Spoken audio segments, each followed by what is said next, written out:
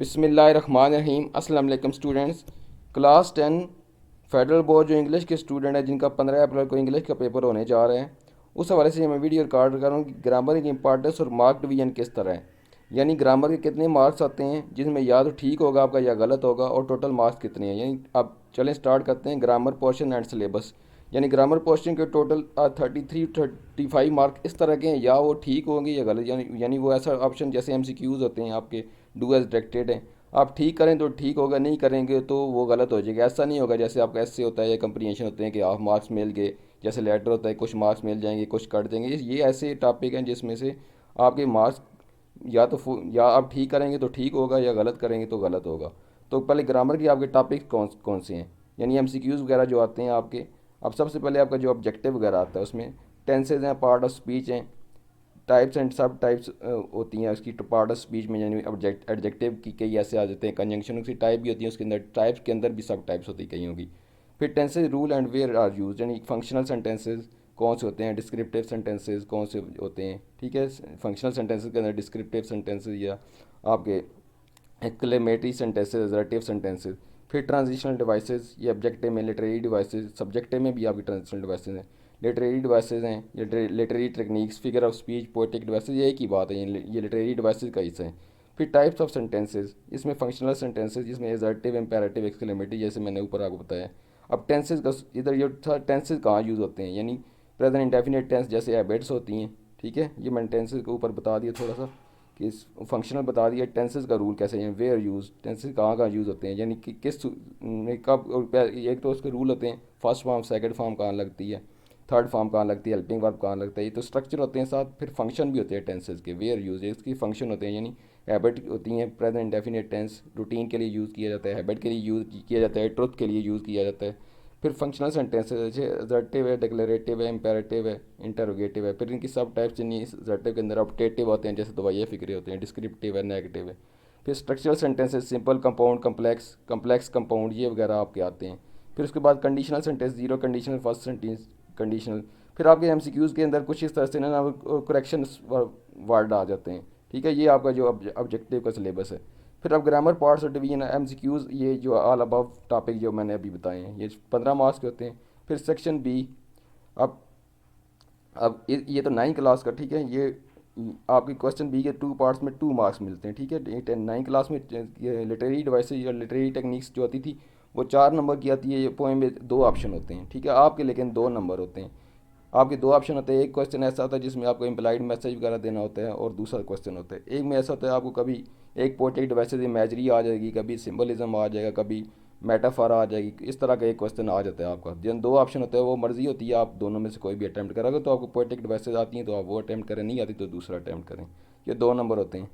फिर आपके क्वेश्चन 4 के जो ए पार्ट होता है, अभी जो लेटेस्ट मॉडल पेपर अपलोड किया जो फेडरल बोर्ड ने पहले 3 दिए थे, उसमें और साफ था। अब वो तीनों को मैं बता दूँ, तीनों ये अब सेकंड वाला मॉडल पेपर जो पहले दिया था अभी उन्होंने इस साल वेबसाइट पे चढ़ाया है। उसमें fill in the blank with the appropriate modal auxiliary verb as per direction in the bracket, यानी आपने auxiliary verb, modal auxiliary verb लगाने हैं। ठीक है, यानी कौन सी होती है, एबिलिटी होती है। ठीक है, अब एबिलिटी का यूज़ करते हैं, पास की एबिलिटी है। ठीक है, कौन सी सर्टेनिटी होती है। ठीक है, इस तरह आपकी मॉडल एक्सिलरी वर्ड यूज़ होते हैं। कहाँ रिक्वेस्ट होती है, कहाँ इनविटेशन होती है, ये मॉडल एक्सिलरी वर्ड यूज़ करते हैं। आप एक शुड का यूज़ करते हो, वुड का, मस्ट का यूज़ करते हो। ठीक है, इस तरफ FBI सिंपल मॉडल पेपर के मुताबिक अब ये है। अब ओल्ड मेथड में ये fill in the blanks with appropriate verb, अब the verb given in the bracket, यानी वर्ब अब ब्रैकेट में गिवन होते थे उसको आपने करना होता था। ठीक है, वर्ब ब्रैकेट में गिवन, मसलन ही बी अ डॉक्टर, तो आप करेंगे ही इज़ अ डॉक्टर। अब देखो ये आपको जब तक फंक्शनल सेंटेंस नहीं आएंगे, टेंसेस की सॉरी टेंशन के फंक्शन नहीं आएंगे आपको, ये कब और कौन कहाँ टेंस कैसे यूज़ होते हैं। जैसे जब आप ही meet me a year ago, ठीक है, आप कहोगे मीट मी ये मेट मी, देखो लास्ट आपको टाइम दिया हुआ है, गुजरे हुए ज़माने की बात हो रही, तो आप सेकंड फॉर्म लगाओगे, आपने पास का यूज़ करना है। फिर आर टेंस के ये होते हैं, रूल होते हैं और फंक्शन स्ट्रक्चर होते हैं और फंक्शन होते हैं। यहाँ पर आपको फंक्शन को समझ कौन सा टेंस किस सिचुएशन में यूज़ होता है, कब यूज़ होता है, कहाँ यूज़ होता है, तो आप ये कर लोगे अगर ये आता है तो। अब ये उन्होंने दे दिया मॉडल एक्सिटी वायरेबिलिटी कहाँ लगानी है, पॉसिबिलिटी कहाँ लगानी है, ये आप उसके मुताबिक सेंटेंस के मुताबिक करेंगे। फिर और may be change with other method, हो सकता है वर्ब का कोई और तरीका निकाल दे, वो वर्ब का यूज़ करना किसी और तरह दे दें, जैसे जेर एंड वगैरह आ जाते हैं। ठीक है, वो नॉन फाइनाइट वर्ब वो भी दे सकते हैं आपको। आप ये भी दो हैं, ये मैंने आप खुद से ऐड कर दिया, आपको चेंज भी कर सकते हैं। फिर आगे है read write sentences with adverb form of underline verb. ठीक है, ये एडवर्ब और ये जो अभी उन्होंने दिया लेटेस्ट, जो सेकंड मॉडल पेपर पहले था, जो पहले ऐसा लो बेस शुरू हुआ था उस टाइम दिया था, अभी यही उन्होंने दिया और दोबारा कि एडवर्ब की फॉर्म अंडरलाइन होगी, आपने उसको सही करेक्ट यूज़ करना है। मसलन आप दिया होगा एडजेक्टिव दिया होगा या नाउन दिया होगा आपने उसको ठीक करना है। मसलन ही स्पीक्स फ्लुएंट इंग्लिश, आप करोगे ही स्पीक्स इंग्लिश फ्लुएंटली, इस तरह करोगे। फिर न्यू सिंपल मॉडल पेपर, ये उसके मुताबिक दिया हो, ये 4 मार्क्स का होता है, यानी 4 करने थे 5 या 6 दिए होते हैं।